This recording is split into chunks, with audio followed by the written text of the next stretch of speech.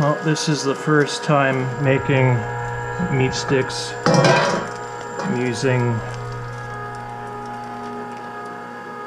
the High Mountain teriyaki flavor kit, and so far it looks like everything's coming together pretty good. I don't know if I'm just having good luck or what, but no breaks. So far so good. It's all going in.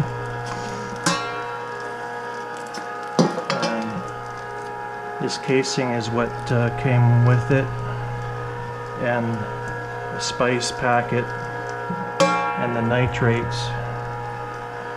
So I'm using about 25% pork, and I ground it up at the same time as the deer.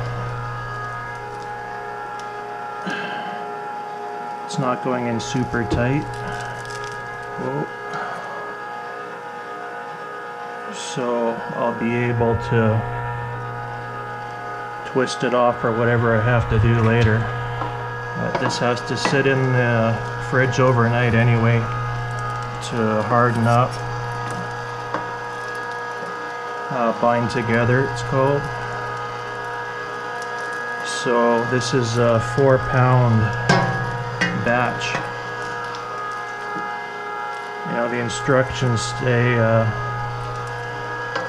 start with a small batch, you know, 2-3 pounds. So I decided to do 4. It smells pretty good. I used ice water, so that's cold. You know, the deer meat just came out of the freezer yesterday and out of the fridge this morning.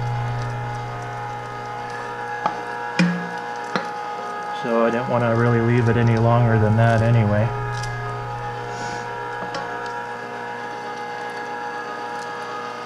And I had pork back rib meat, and that's what I used. Just took the bone out, deboned it, and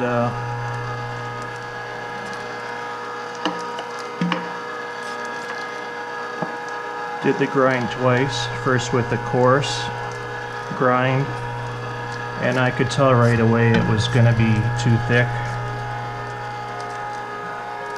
So I did the coarse grind, added the seasonings, mixed it by hand in this bin, really good,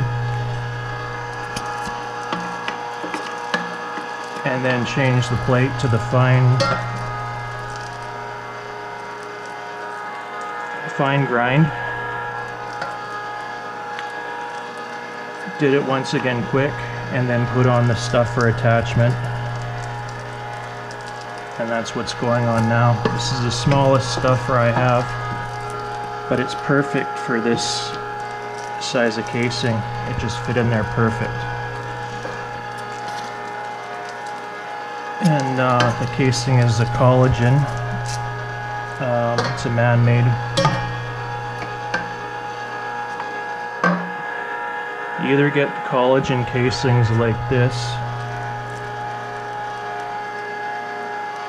or the one made of you know, natural sheep or pig. And those are more for fresh sausages. But yeah, this is kind of new to me. I've had these made before for me, and this is the first time making my own.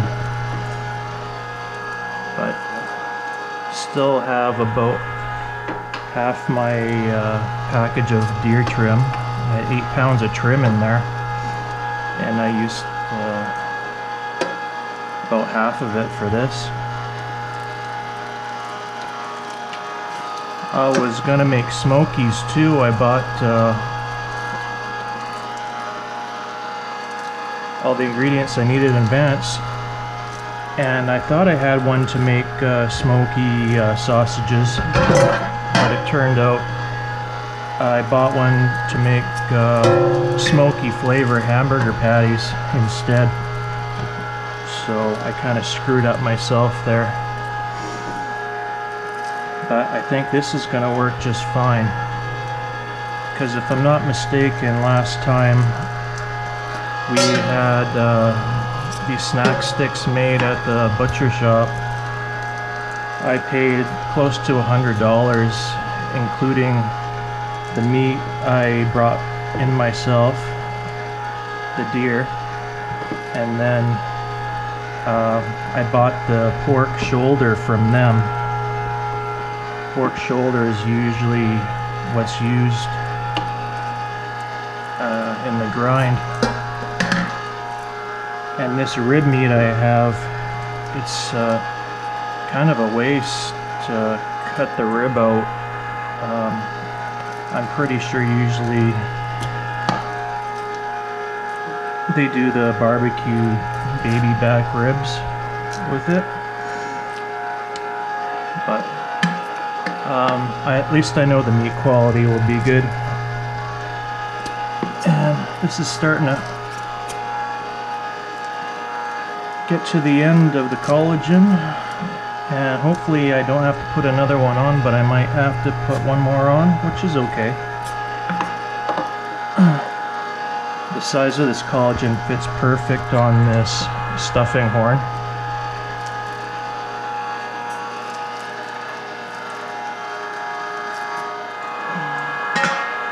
So we'll see how it goes. This horn I have at the end, they call it a turbo stuffer, and you can see it's really mixing up the meat real well before it goes in the casing, which is good. You want that binder mixed in real good, and it's pretty tough to do it by hand because everything is so cold it just freezes your hands right away. It's like putting your hands in an ice cold creek.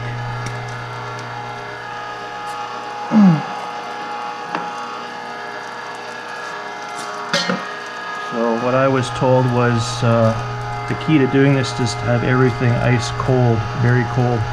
So I had the whole head of the meat grinder in the freezer overnight, and the tray at the top, I just had it in the refrigerator.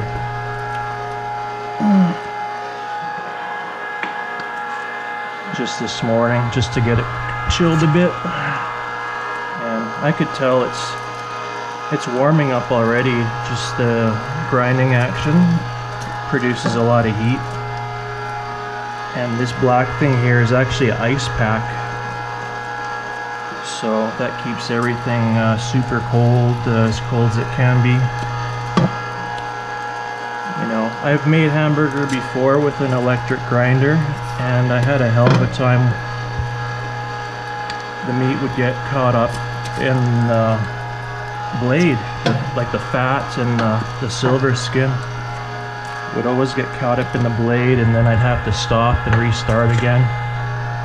Before now, the most luck I've had is using the old-fashioned handheld grinders just to make some hamburger, but I have never mixed pork with the deer before. This is new to me too, but I'm sure it'll make a better product. You know, the deer doesn't have much fat on it, so that's a way of just adding some. And that's the last of it going in now. So it looks like I'm going to have just enough. Casing.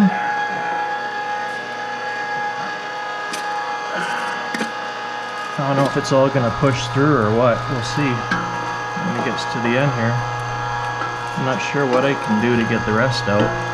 Maybe put some ice in it just to get the rest of the meat pushed through. Oh, there we go. That's my first tear. Jeez.